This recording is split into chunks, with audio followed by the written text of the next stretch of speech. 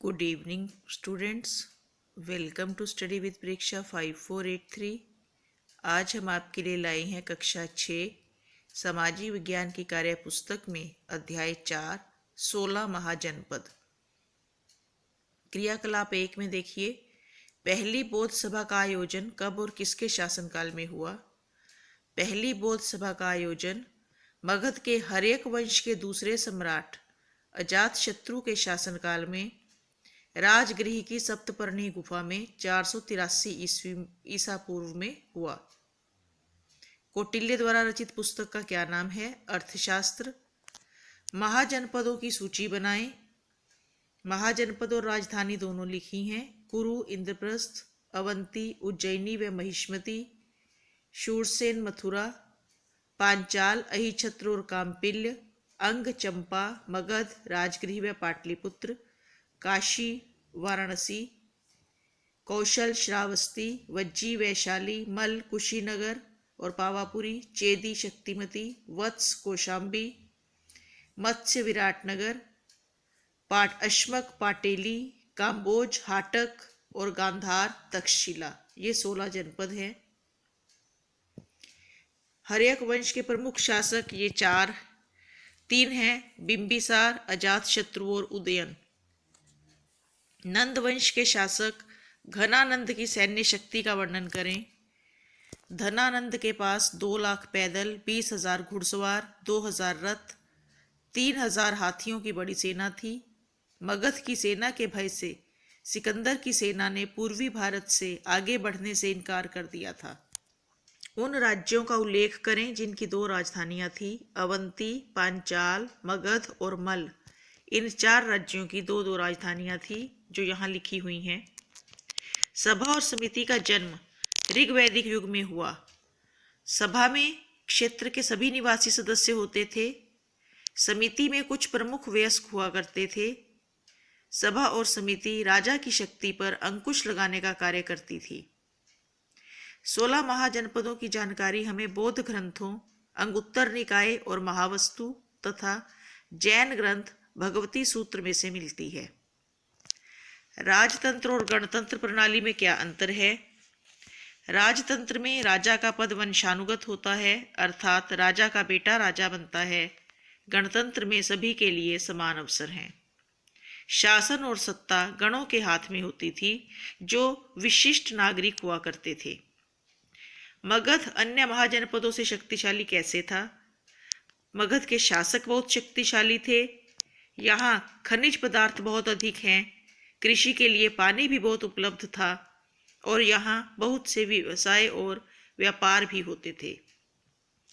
मगध साम्राज्य के प्रमुख वंश कौन से थे?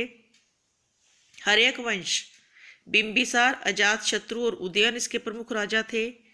शिशुनाग वंश में शिशुनाग और कालाशोक, नंद वंश में महापद्मनंद और धनानंद प्रमुख शासक हुए।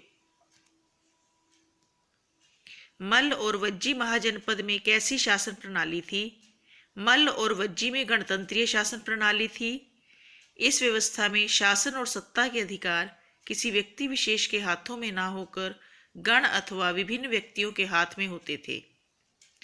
महाजनपद व्यवस्था के विकास में सभा व समिति का क्या योगदान था? सभा और समिति राजा की शक्ति पर अंकुश लगाने का काम करती थी। धीरे धीरे इनकी शक्ति क्षीण हो गई और महाजनपद राजतंत्रों में बदलते गए। महाजनपदों ने खुद को शक्तिशाली बनाने के लिए विवाह संबंधों का आश्रय लिया। कैसे? कौशल के राजा ने अपनी पुत्री महाकौशला का विवाह मगध के राजा बिंबिसार से और प्रसेनजित ने अपनी पुत्री वजीरा का विवाह अजातशत्रु से किया था। जन और जनपद में क्या अंतर है? एक ही पूर्वज से रिश्ता रखने वाले परिवारों के समूह को जन कहा जाता था। एक जन के निवास वाले क्षेत्र को धीरे धीरे जनपद कहा जाने लगा। एक जनपद में नगर और ग्राम दोनों शामिल होते थे। जनसंख्या बढ़ने के साथ साथ इनका आकार भी बढ़ने लगा। सही उत्तर छांटे। पहले का विकल्प क, दूसरे का विकल्प घ, तीसरे में ग अंगुत्तर निकाय, चौथे में ग कुणिक, पांचवें में क, ख और ग गंगा, सोन और चंपा, छठे में ख भौगोलिक, सातवें में ख लोकतांत्रिक, आठवें में घ राजन, नौवें का उत्तर है क शक्तिमती और 10वें में ख मथुरा। ये मानचित्र उड़ान में भरवा रखा है, आप वहां से देखकर भर सकते हैं। क्रियाकलाप 5 में गणराज्य का सर्वोच्च अधिकारी नायक, प्रधान और राष्ट्रपति होता था। हर्यक वंश का प्रथम शासक बिंबिसार और अंतिम शासक उदयन था। शिशुनाग ने वज्जियों को नियंत्रण में रखने हेतु पाटलिपुत्र के साथ वैशाली को अपनी दूसरी राजधानी बनाया। चंद्रगुप्त मौर्य ने नंदवंश के शासक धनानंद को हराया।